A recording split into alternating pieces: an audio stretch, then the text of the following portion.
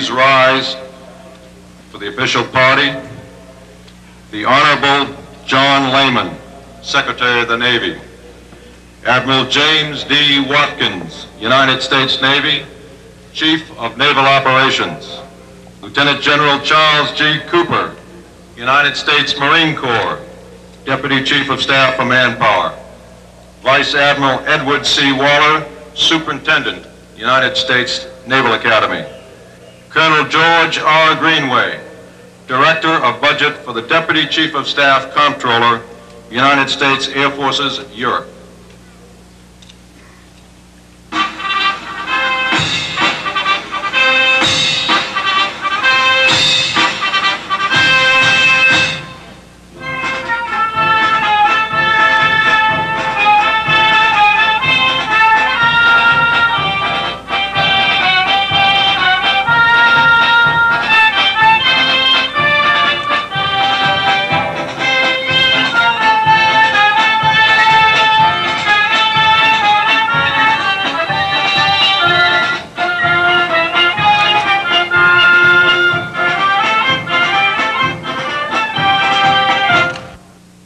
Ladies and gentlemen, the singing of our national anthem will be led by the President of the Glee Club, Midshipman First Class, Alan Grace.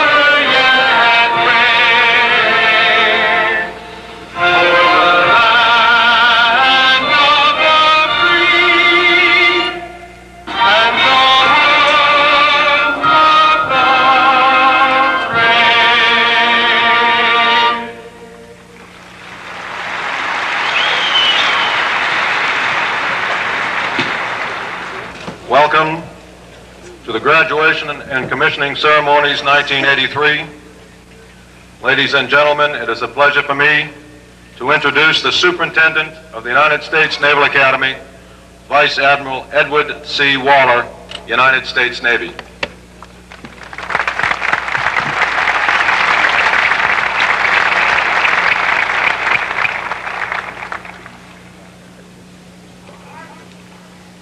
Members of the class of 1983, I ask you, what makes the vital difference in combat effectiveness?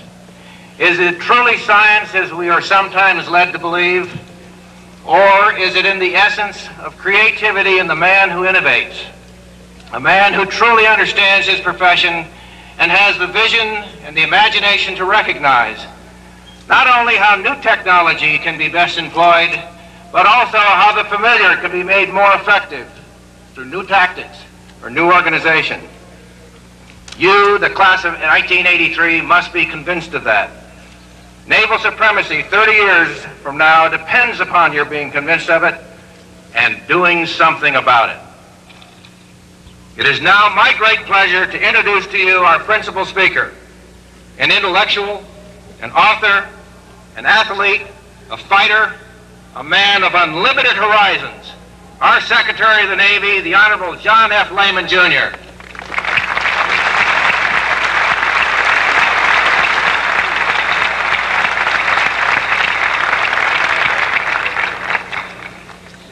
Admiral Waller, ladies and gentlemen, in the 207-year history of our Navy and our Corps, There has never been a more exciting time to join the fleet than today. We have had a true sea change of historic proportions in our nation.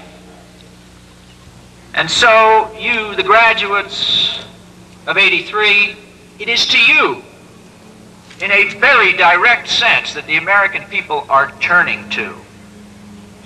The Navy and Marine Corps and our nation are now turning to you for leadership and for the future. It is the nature of this magnificent calling that you're entering today. And it is your challenge to take over the leadership of the fleet, to take over the leadership of men and women of a quality that's higher than ever before in our history. Show me the leader, and I will know his men. Show me the men, and I will know the leaders.